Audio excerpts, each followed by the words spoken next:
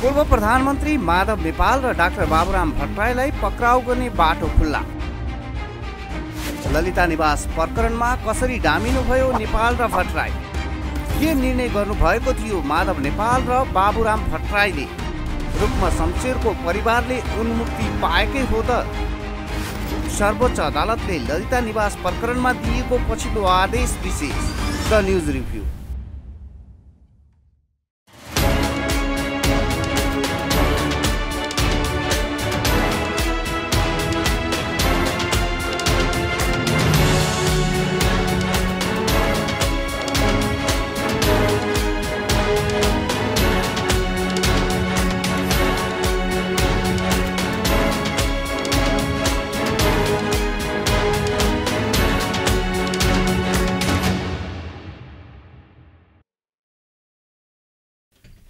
नमस्कार, खास न्यूजको बहुकोणीय चिरफार गर्ने कार्यक्रम द न्यूज रिभ्यूको आजको अङ्कमा स्वागत छ। म रिचा दाहाल। दर्शकवृन्द, सर्वोच्च अदालतले आइतबार दिएको आदेशसँगै बालुवाटारको ललिता निवास जग्गा प्रकरण थप पेचिलो बनेको छ। तत्कालीन प्रधानमन्त्रीहरू माधव कुमार नेपाल र डाक्टर बाबुराम भट्टराईलाई समेत सर्वोच्च अदालतले यो प्रकरणमा तानेको छ। अब पूर्व प्रधानमन्त्रीद्वय नेपाल र भट्टराईलाई पक्राउ गरी बयान लिने हिम्मत अख्तियार दुरुपयोग अनुसन्धान आयोगले राख्ला कि नराख्ला भन्ने प्रश्नतर्फ आम जनताको चासो बढेको छ। यसअघि मन्त्री परिषदको निर्णयमाथि छानबिन गरी कारबाही गर्ने अधिकार आफूलाई नभएको दावी अख्तियारले गर्दै आएको थियो। अख्तियारको यही दावीका कारण तत्कालीन प्रधानमन्त्रीद्वय माधव नेपाल र बाबुराम भट्टराईले उन्मुक्ति पाउनु भएको थियो।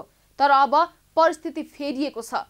सर्वोच्चले गरेको फैसलाको पेट बोली विश्लेषण गर्ने हो भने ललिता निवास जग्गा प्रकरणमा नेपाल र भट्टराई दोषी देखिन सक्नु भएको छ। सर्वोच्च अदालतको यो फैसलासँगै मुलुकको राजनीतिक तथा कानुनी वृत्तमा सनसनी मचिएको छ। यो प्रकरणमा मूलतः 3वटा प्रश्न उब्जेका छन्। पहिलो प्रश्न हो, भ्रष्टाचारका प्रकरणमा कर्मचारीहरूले सजाय पाउने तर नेताहरूले उन्मुक्ति पाउने सिलसिला अब बन्द हुने संकेत देखिएको हो त?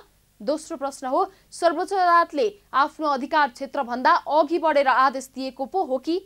तेस्रो प्रश्न हो, बाबुराम भट्टराई र माधव नेपाललाई पक्राउ गरी छानबिन अघि बढाउँदा प्रधानमन्त्री पुष्पकमल दाहाल प्रचण्डको पद धरापमा पर्ला कि नपर्ला? दर्शकवृन्द, आजको द न्युज रिभ्यूमा प्रस्तुत छ यिनै प्रश्नहरूको सेरोफेरोमा हाम्रा सहकर्मी बिन्दुकान्त घिमिरेले तयार गरेको टिप्पणी। पूर्व प्रधानमन्त्री माधव नेपाल र डाक्टर बाबुराम भट्टराईलाई पक्राउ गर्ने बाटो खुल्ला। ललिता निवास प्रकरणमा कसरी डामिनुभयो नेपाल र भट्टराई? के निर्णय गर्नुभएको थियो माधव नेपाल र बाबुराम भट्टराईले? रुक्म शमशेरको परिवारले उन्मुक्ति पाएकै हो त? सर्वोच्च अदालतले ललिता निवास प्रकरणमा दिएको पछिल्लो आदेश विशेष। The news review. दर्शकवृन्द, नेपालमा हुने गरेका ठूला भ्रष्टाचारका कतिपय काण्डहरू यस्ता छन् जो राजनीतिक तहको संलग्नता बिना सम्भव हुँदैन। उदाहरणका लागि बालुवाटार जग्गा प्रकरणलाई लिन सकिन्छ। कर्मचारीले मात्रै गर्न सक्ने अपराध हुँदै होइन यो। सेवाग्राहीसँग 2-4 लाख रुपियाँ घुस लिएर गरिएको प्रकरण भए कर्मचारीलाई मात्रै दोष दिन मिल्थ्यो। तर बालुवाटार जग्गा प्रकरणमा त पटक पटक मन्त्री स्तरीय निर्णय भएको छ, पटक पटक मन्त्री परिषदीय निर्णय भएको छ। स्पष्ट रूपमा भन्नुपर्दा अहिले चर्चामा आएको ललिता निवासको 115 रोपनी जग्गा मध्ये रुक्म शमशेर राणाले कानुनी रूपमा पाउनुपर्ने जग्गा भनेको 14 रोपनी मात्रै हो। बाँकी 101 रोपनी जग्गा सरकारकै हो। 14 रोपनी भन्दा पनि जग्गा प्राप्त गर्नका लागि रुक्म शमशेर राणाले गरेका सबै कृत्यहरू भ्रष्टाचार हुन्। कानुन विपरीत जग्गा लिने रुक्म शमशेर राणा र उहाँलाई कानुन विपरीत जग्गा प्रदान गर्ने मन्त्री तथा प्रधानमन्त्री नै यो प्रकरणका मुख्य दोषी हुन्। माथिको निर्देशन बमोजिम कागजी प्रक्रिया मिलाउने कामदार अर्थात् कर्मचारी त बिचरा मात्रै हुन्। ललिता निवासको 101 रोपनी सरकारी जग्गा मध्ये केही जग्गा माधव कुमार नेपाल प्रधानमन्त्री भएको बेला मन्त्री परिषदद्वारा निर्णय गराएरै व्यक्तिका नाममा पुर्याइएको हो। यसैगरी केही जग्गा डाक्टर बाबुराम भट्टराई प्रधानमन्त्री भएकै बेला मन्त्री परिषदको निर्णयद्वारा व्यक्तिका नाममा पुर्याइएको हो। मन्त्री परिषद भनेकै प्रधानमन्त्री हो। अन्तिम निर्णय गर्ने प्रधानमन्त्रीहरूले उन्मुक्ति पाउने तर माथिको आदेश बमोजिम टिप्पणी उठाउने कर्मचारीहरू मात्रै दण्डित हुनुपर्ने दुर्भाग्य नआओस् भन्ने नेपाली जनताले चाहेका थिए। सर्वोच्च अदालतको आइतबारको आदेशले जनतामा आशा जगाएको छ। दर्शकवृन्द, द न्यूज रिभ्यूको अबको श्रृङ्खलामा प्रस्तुत छ ललिता निवास जग्गा प्रकरणमा तत्कालीन प्रधानमन्त्रीद्वय माधव नेपाल र बाबुराम भट्टराई कसरी चुक्नु भएको थियो भन्ने सन्दर्भमा छोटो चर्चा। माधव कुमार नेपाल प्रधानमन्त्री हुँदा 2066 चैत्र 29 गते ललिता निवासको सरकारी जग्गामा विशिष्ट व्यक्तिको निवास विस्तार गर्ने निर्णय भयो। त्यही निर्णयमा टेकेर बदमासी भएको हो। सरकारका नाममा रहेको जग्गामा 58 जना नक्कली मोही खडा गरियो। 101 रोपनी सरकारी जग्गा मध्ये 25 रोपनी 7 आना जग्गा नक्कली मोहीको नाममा कायम गर्ने निर्णय 2066 चैत्र 29 गते मन्त्री परिषदको बैठकले गरेको थियो। त्यतिबेला माधव नेपाल प्रधानमन्त्री हुनुहुन्थ्यो। त्यसैगरी तत्कालीन भौतिक योजना तथा निर्माण मन्त्रालयले पेश गरेको प्रस्ताव बमोजिम मन्त्री परिषदले 2066 चैत्र 29 मा अर्को निर्णय गर्यो। त्यो हिसाबले थियो बालुवाटारमा विशिष्ट व्यक्तिको निवास विस्तार गर्ने क्रममा मोहीको हिस्सामा पर्ने जग्गा छुट्याउन भूमि सुधार तथा व्यवस्थापन मन्त्रालयबाट आवश्यक व्यवस्था मिलाउने। यो निर्णय कार्यान्वयन गर्ने गराउने क्रममा भौतिक योजनाले पेश गरेको प्रस्तावमा माधव नेपालकै पालामा 2067 वैशाख 31 मा अर्को निर्णय भएको देखिन्छ। मन्त्रालय र अन्तर्गतका कार्यालयबाट टिप्पणी उठाएर सोही बमोजिम प्रस्ताव तयार गरी मन्त्री परिषदमा पेश भएको र प्रस्ताव बमोजिम नै नेपालकै पालामा 2067 साउन 28 गते निर्णय भई नापी र मालपोत कार्यालय दिल्ली बजारले मोही कायम गरेको थियो। मन्त्री परिषदको निर्णयका आधारमा मालपोत कार्यालय दिल्ली बजारले सरकारी जग्गामा मोही कायम गरी जग्गा बाँडफाँड किता काट गरी आधा जग्गा मोही दिने निर्णय भएको थियो। तत्कालीन भूमि सुधार मन्त्रालयले गर्नुपर्ने काम भौतिक योजनाले गरेको छानबिनले देखाएको थियो। डाक्टर भट्टराईको पालामा के भयो? यसैगरी डाक्टर बाबुराम भट्टराई प्रधानमन्त्री भएका बेला मन्त्री परिषदको बैठकबाट नक्कली गुठी कायम गरेर ललिता निवासको जग्गा व्यक्तिको नाममा कायम भएको थियो। पशुपति टिकिछा गुठीको विषयमा भूमि सुधार तथा व्यवस्था मन्त्रालयले 2069 साउन 9 मा मन्त्री परिषदको सामाजिक समितिमा पेश भएको थियो। सामाजिक समितिले 2069 असोज 14 मा मन्त्री परिषदमा पेश गरेको थियो। बाबुराम भट्टराई प्रधानमन्त्री हुँदा 2069 असोज 18 गते मन्त्री परिषदको निर्णयद्वारा पशुपति टिकिन्छा गुठीको नाममा जग्गा कायम गर्ने निर्णय भएको थियो। डाक्टर भट्टराईकै मन्त्री परिषदले प्रस्तावमा लेखिए बमोजिम गर्ने भनी निर्णय गरेको थियो। यसरी 3 रोपनी 12 आनामा कतै अस्तित्व नदेखिएको टिकिन्छा गुठी कायम गरी अनाधिकृत रूपमा मोही कायम गर्ने निर्णय डाक्टर भट्टराईको पालामा भएको देखिन्छ। यो जग्गा गुठीको कायम गरी मोही सिर्जना गरेर व्यक्तिको नाममा गरिएको थियो। 3 रोपनी 12 आना भनिएको यो जग्गा 4 रोपनी 14 आना भएको CIB को अनुसन्धानले देखाएको छ। त्यस समय मुख्य सचिव हुनुहुन्थ्यो लीलामणि पौडेल। पौडेललाई अख्तियारले बयान पनि लिएको थियो, तर पछि मुद्दा भने हालेन। गुठी संस्थानका 3 प्रशासक सहितलाई अख्तियारले मुद्दा हालिसकेको छ। तत्कालीन प्रधानमन्त्री भट्टराई र मुख्य सचिव पौडेललाई भने हालिएको छैन। 33 रोपनी भन्दा बढी जग्गा सरकारको नाममा लागत कट्टा गरी सरकारी अभिलेख प्रमाणमा उक्त क्षेत्रमा कतै अस्तित्वमा नदेखिएको पशुपति टिकिन्छामा सहमति प्रदान गरिएको थियो। मन्त्री परिषदले गरेको निर्णय कार्यान्वयनमा लैजानु कर्मचारीको कर्तव्य हो, तर आफ्नो कर्तव्यको पालना गर्ने कर्मचारीहरू थुनुवामा जानुपर्ने अवस्था सिर्जना भयो भने नक्कली मोही तथा नक्कली गुठीलाई जग्गा प्रदान गर्ने निर्णय गरेका प्रधानमन्त्रीहरूले भने उन्मुक्ति पाउने अवस्था बन्छ। सर्वोच्च अदालतको आइतबारको आदेशले यो अन्यायपूर्ण अवस्थालाई खबरदारी गरेको छ। पूर्व प्रधानमन्त्री माधव नेपाल र डाक्टर बाबुराम भट्टराईलाई पक्राउ गर्ने बाटो खुल्ला। ललिता निवास प्रकरणमा कसरी डामिनु भयो नेपाल र भट्टराई? के निर्णय गर्नुभएको थियो माधव नेपाल र बाबुराम भट्टराईले? रुक्म शमशेरको परिवारले उन्मुक्ति पाएकै हो त? सर्वोच्च अदालतले ललिता निवास प्रकरणमा दिएको पछिल्लो आदेश विशेष। The news review. दर्शकवृन्द, सर्वोच्च अदालतले चाहने हो भने कुनै पनि भ्रष्टाचारी उम्कन सक्ने अवस्था छैन। नेपालको संविधान 2072 को धारा 133 मा सर्वोच्च अदालतको अधिकार क्षेत्र असाधारण रहेको उल्लेख गरिएको छ। असाधारण अधिकार क्षेत्र अन्तर्गत सर्वोच्च अदालतले बन्दी प्रत्यक्षीकरण, परमादेश, उत्प्रेषण, प्रतिषेध, अधिकार पुच्छा लगायत अन्य उपयुक्त आदेश जारी गर्न सक्नेछ। संसदको आन्तरिक काम कारबाही वा विशेष अधिकारको कारबाही बाहेक राज्यका सबै अङ्गका सम्पूर्ण निकायमा हस्तक्षेप गर्ने अधिकार सर्वोच्च अदालतलाई छ। त्यसैगरी ललिता निवास जग्गा प्रकरणका सन्दर्भमा आइतबार सर्वोच्च अदालतले जे आदेश दिएको छ त्यो आदेश उल्लङ्घन गर्ने ताकत कसैले राख्दैनन्। दर्शकवृन्द, द न्यूज रिभ्यूको अबको श्रृङ्खलामा प्रस्तुत छ यसै सन्दर्भमा छोटो चर्चा। अधिकार पृच्छा भन्नाले कुनै सार्वजनिक अधिकार पाएको व्यक्तिले अधिकार क्षेत्रको अभावमा कुनै काम कारबाही वा निर्णय गरेमा त्यस्तो काम वा निर्णय गर्ने अधिकार कसरी प्राप्त भयो र कुन कानुन अन्तर्गत त्यस्तो गरियो भनी जवाफ माग गरी जारी भएको रिटलाई बुझिन्छ। सजिलो भाषामा भन्नुपर्दा अख्तियार दुरुपयोग अनुसन्धान आयोगले जे काम गर्ने अधिकार पाएको छ ती सबै काम गर्ने अधिकार सर्वोच्च अदालतलाई पनि छ।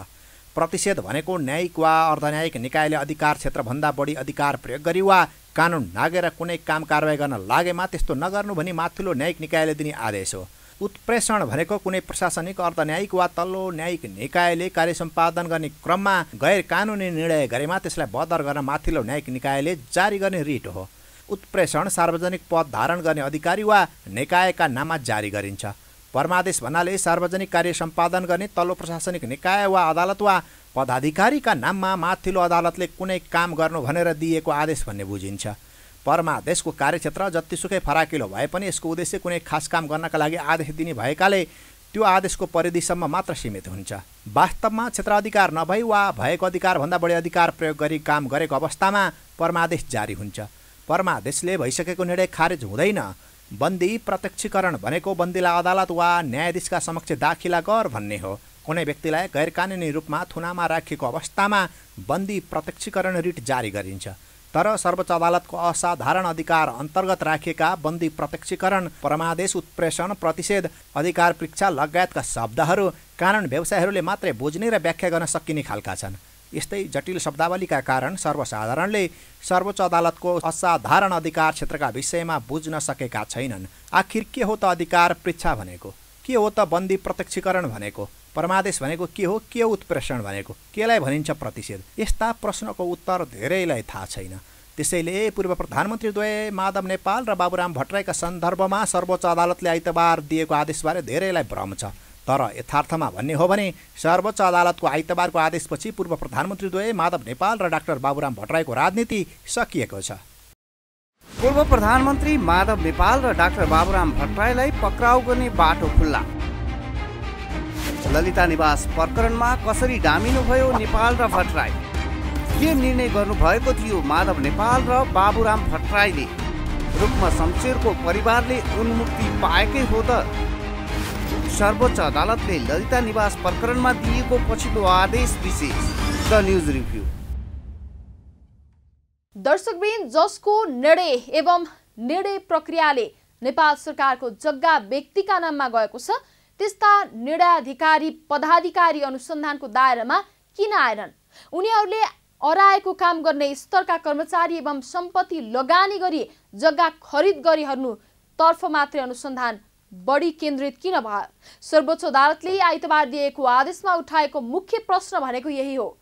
अर्को भाषामा भन्नुपर्दा तल्लो स्तरमा रहेका कर्मचारी तथा जग्गा खरिद बिक्री गर्ने माथि मात्र अनुसन्धान केन्द्रित रहेको भन्दै सर्वोच्चले मन्त्री परिषदबाट विभिन्न मितिमा भएका निर्णय र प्रमाणित गरी कार्यान्वयन गराउने उप समेत अविलम्ब अनुसन्धान गराउन आदेश गराएको छ।